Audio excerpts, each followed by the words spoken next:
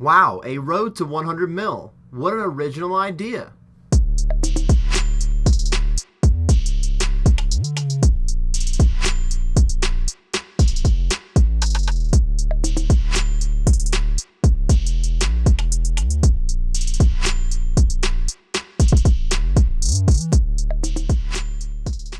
Hey everybody, it is Dak here from the Ed Boys, and welcome to episode 1 of my mobile only road to 100 mil. As you guys can obviously tell, my favorite activity is to start a brand new account and try to make 100 mil on it at this point.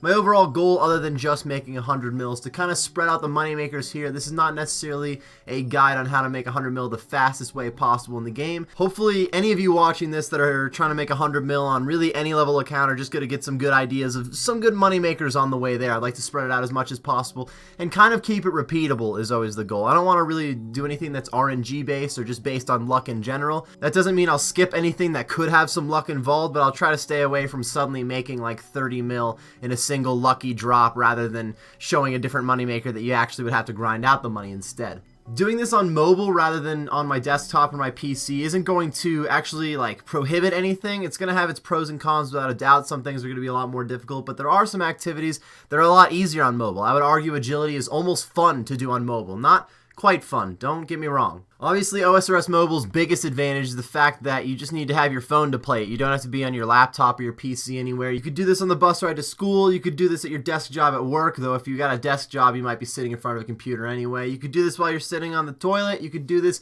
anywhere. You just need your cell phone, and I know that every one of you has your cell phone on you basically at all times. It's a part of you at this point. So OSRS Mobile is in your pocket, and in fact is going to help me make 100 mil in this brand new account. The reason that I started a fresh account instead of just continuing on Golden Toe, who is my free-to-play moneymaker at the moment, is mostly for anybody who didn't get a chance to watch the Golden Toe and how I worked on any of his moneymakers and how I got his levels mostly. So a fresh account's going to mean anybody who's watching this should have the ability to do whatever I'm going to do to make some money. There's going to be no skipped steps overall. But it's going to be pretty straightforward. I'm just going to dive into a bunch of different moneymakers, try to make a lot of money from each one of them, of course, and the goal is that 100 mil cash stack. As I approach the end of Tutorial Island, I realized that I don't have a huge plan on exactly what I want to do for GP right away. One of the things that I normally suggest whenever anybody asks me, hey, I just got my bond and now I want to make some money, what is the first thing I should do? I would say Blast Furnace. There's a lot of good skilling moneymakers out there, but Blast Furnace is really low requirement and can make a lot of money at those low levels. So that's probably what I'll be going for first, but there's a lot of things leading up to it that I'd like to get requirement-wise, so I won't be jumping into Blast Furnace right away. In fact, I'm not even a member yet, so as I jump into the world, maybe we should figure that one out first. I've actually had this one planned out for a while, everybody. I know this nice stranger that you may have heard of before, as I mentioned, Golden Toe 85, who just made enough money for a bond, and instead of using it on himself, it looks like he's going to give it to me instead. I'm going to use this bond for this account just to get it started, but I am going to fund my own bonds with this account from now on, so if it takes me only 2 weeks to make 100 mil, then that would be nice, but it's not going to be the case. So I'm actually going to have to make a little over 100 mil during the series. Bonds are like 3 mil right now. 3 mil every 2 weeks is really not that big of a deal. And I know a lot of players are trying to survive off of bonds, so I think it would be a little more reasonable to show my account just surviving off of bonds, only doing that for membership instead of just paying for the membership and being like, yeah, whatever, this is how you can make money. If you have to spend some on bonds, that's a bummer. I'll spend some of my money on the membership too. I don't think in a single one of my road to 100 mils so far I have started by going for the stronghold money. Honestly, it's only 10k, it's not that big of a deal, and it is pretty risky at only 10 health. There's a pretty good chance you're going to get KO'd in here. Not on the first level, and really not that bad on the second level. And getting through the first two gets you 5k, it's that third level gives you the extra 5k. And I don't really care about the colorful boots or the fighting boots right now. So I'm at least going to do the first two levels, but if I'm getting beat up, I'm going to get out of there quickly. I'm not trying to risk anything. I don't really need too much money right now. I want to do a few quests. For one, I want to get to 7 quest points so I have full access to the Grand Exchange. But then I said I wanted to get Blast Furnace in early, so I want to start with mining, which would mean Doric's Quest to get a nice jump start. I also want to get some smithing levels, which would be the Knight's Sword, and I need to start the Giant Dwarf to get into Blast Furnace. Those last two might not be on this episode. I definitely want to get Doric's Quest done to get some mining in those. So when I get an idea of where the hell I am at in this dungeon, I will try to get to the cache, and we'll get out of here ASAP. Yeah, I got slapped around a little bit on the second floor, so I think I'm just going to go with the 5k for right now. I think that's going to be plenty of money for what I want to do. Most of the stuff I need to get done early doesn't really It's not going to cost me anything. Doric's Quest is going to cost some ores. I do want to do Waterfall Quest, so I want to buy some food for that and whatnot. That shouldn't be that big of a deal. And if I'm going to do mining, I want to buy some pickaxes. But 5k at least gives me a little bit of money to work with. I could sit here and try to heal 5 more health and go for the other 5k, but I don't think it's going to be a big enough deal that I'm going to risk it at all. I'm just going to get out of here. So normally for an account, I do like to start with Romeo and Juliet, Sheep Shearer, and Cook's Assistant. They don't really require that much in terms of items. At least it's easy to collect your own items. You don't have to use the Grand Exchange to get them at all. And this will give me 7 quest points. I now have full access to the Grand Exchange. I'm not done with questing quite yet.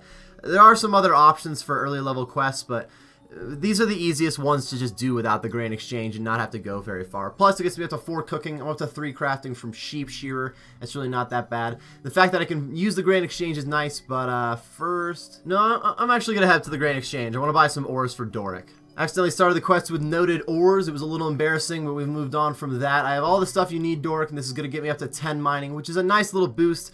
Mining's not, like, ridiculously slow at first, because no skills are that slow when you don't really need that much XP, but getting a little bit of an XP boost is not a bad idea at all, especially when you get some quest points involved, because I am going to need some quest points in the future, no doubt. So I'm actually going to go to the mining shop, or the pickaxe shop, down in the Dwarven Mines here in Falador, buy a couple of pickaxes. I don't think I'll actually have enough for the steel, the mithril, and the adamant pickaxe. I might not have enough for Addy, we'll see. This guy over here will sell me some pickaxes. Again, I'm not sure on this Addy pickaxe. Come on, son.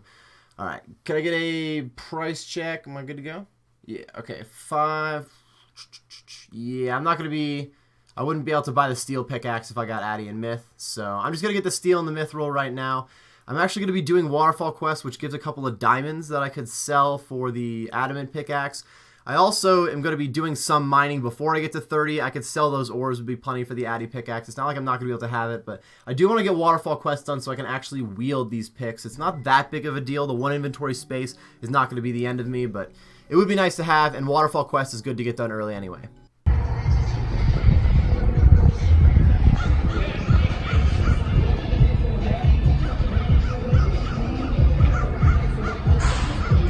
I am at the Grand Exchange buying some armor and some food and any of the runes that I'm going to need for Waterfall Quest. The armor set only comes in handy for half of the monsters I have to run by, but even having some iron armor for the fire giants and whatnot. Ah, the keyboard clip looks ugly, doesn't it? Oh, whatever. You guys get where I'm going at. Let's move on. The dreaded lever. Oh, this is the sketchiest part of a brand new account, right? I've recently realized I only brought 2 of each rune on me. And I don't have my rope, which is also required for the quest. But I'm just heading through the wilderness to get to the other side of White Wolf Mountain, basically, because I don't want to run through the mountain. Honestly, it's not that risky to use the lever. Very rarely is somebody out there, but occasionally you're going to get screwed. And that sucks. And if you're the guy that's out there screwing people, you suck. But hey, whatever. I have been just standing here for way too long. I can't really get a skelly or a zombie between me and the moss giant. I wanted to attack one of them so the moss giant couldn't attack me. I think I'm just going to wait for the right time and just try to run by. Fingers crossed. You never know, man. I'm not on a hardcore or anything. I can come back for my stuff. It's just really annoying to have to come back for anything, so... I'm hoping he moves. There he goes. Dude, I'm just going for it. Come on. Come on, man. Oh, he looked... Oh! Okay, that wasn't bad. That wasn't bad. Just check the grave. Check the grave. Oh, no. Eat the lobster. It's not going to eat because I'm checking the grave. Wait. Wait. I think I keep everything because it's all untradeable. Yes! Look at this! Oh my goodness. I think I took the damage on the same tick that I got the urn. It's all untradeable, so I kept it. I mean, I gotta go like through the lever and crap again, so that was sketchy. That was a close one. Oh my god. I'm not done with running by things. I still have the fire giants to deal with, but that wasn't too bad. We made it. Barely made it. Alright, this is it. I do get my iron armor on this one, so it's not as sketchy. Plus, I got one guy distracting a single fire giant. Oh, the 7! Those guys can hit up to an 11, so they definitely could have KO'd me. What am I doing? You gotta use your key. Use your key, son. I used it on the guy and I backed up. No, but he's fighting the only giant there. I'm safe right here. Alright, let me get in this dungeon and finish up the Waterfall Quest. Waterfall Quest on mobile really wasn't too bad. Honestly, it was definitely more difficult than just doing it on the PC, obviously, but a little bit of it's RNG based, just running by those guys hoping to not take damage. You can try to find a full world with the fire giants, and I could work a little harder on getting the skeleton or the zombie, like waiting longer. to attack me to get by the moss giants, but I made it anyway. We're all good to go on that front, and I'm about to grab some pretty thick attack and strength XP. I think I gotta use the amulet on this statue and then the urn on the chalice, and we're all done. This jumps you right to 30 attack and 30 strength, which is pretty solid early on. This is gonna mean I can wield up to my adamant pickaxe, and I'm definitely gonna be getting to a rune pickaxe before I'm ready for blast furnace, so I'd want to get 10 more attack levels for that, but again, it's not that big of a deal to have that one extra inventory space taken up with a pickaxe. It's just fairly convenient. I do think I'm going to head to the Grain Exchange and sell these diamonds, though, so I can buy the, I'll just buy the Addy pickaxe while I'm at the Grain Exchange. It might even be cheaper from the GE, and I had enough anyway earlier, whatever. I'm going to go buy the pickaxe and get some mining going. I've decided to finish up my 15 mining at the copper ore south of Lumbridge. I'm just south of the Lumbridge swamp mining spot right now. This is a nostalgic mining spot for me. My friend and I, when we were a lot younger, like OG RuneScape, back in the day, we thought it was great money to mine copper and tin here, go up and smelt the bars, and sell the bars at the general store, believe it or not. There was no Grain Exchange to sell back then, but I could have at least found somebody to try to buy the bars. Thing is, it was usually like 3 o'clock at night. There weren't like a ton of people on, and we didn't know how to like where to find people to sell specific things. We were just like, fuck it, the general store will take it, so we'll make some decent cash. Eventually, we went up to Varrock and started actually smithing the items on the anvils and like selling daggers and swords and chain bodies and whatnot, but we really never made that much money. We thought we were making bank. It's really not a lot of cash. So I'm just going to be mining and dropping here until I can get to 15 mining. And then I'm going to go to iron ore, probably mine and drop there. I'm just trying to get to the Mother Lode mine right now. I want to do blast furnace, which means I want to get my coal bag, which means Mother Lode mine. So I've gotten to 15 mining, and I'll be now mining iron ore at the southwest mining spot, southwest of Varrock, excuse me.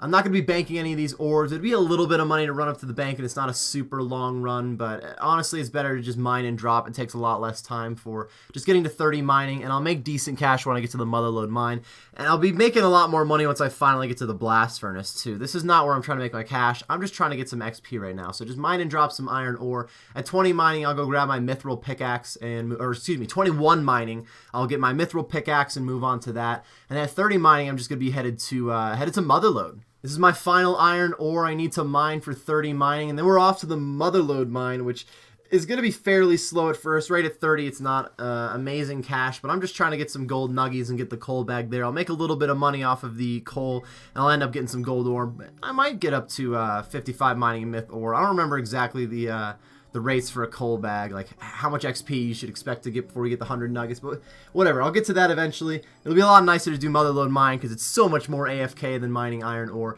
It's fairly nostalgic doing the old mining methods and whatnot, and it's pretty cool to do it on mobile too, but overall I think I'm going to be a lot happier with Mother Lode, so I'm going to get there as fast as possible. I have made it to the Mother Lode mine, everybody, and this is where I'm going to be camping for quite some time now. Like I said, I want to get the coal bag, and I'll make a little bit of profit here. I don't think it's going to be too much money to be able to work with at Blast Furnace right away, but you don't really need a lot of money to be able to get some Blast Furnace done and make a little bit of profit, so it should be enough to get me started at least. If not, I have some ideas for getting a little bit of other cash for buying some ores. There are some other pretty good mining money makers out there too, so just getting some higher mining levels and some better pickaxes and whatnot will be good for future progress too, but there is no doubt that I'm basically just here to get that coal bag and move on. It's not the only thing I want to get some Blast Furnace life going, but it is the biggest and the first thing I want to work on. So I'm probably going to be wrapping up the episode here on this clip, everybody. I appreciate you all tuning in for the first episode of the mobile only road to 100 mil. I'm excited to be making 100 mil on mobile overall. It's a little bit laggier and slower than playing on regular PC or a laptop, but either way, I am excited to get the 100 mil done and start making some really solid progress on it. So thanks again for stopping in on episode 1, everybody, and I'll see you next time. Oh!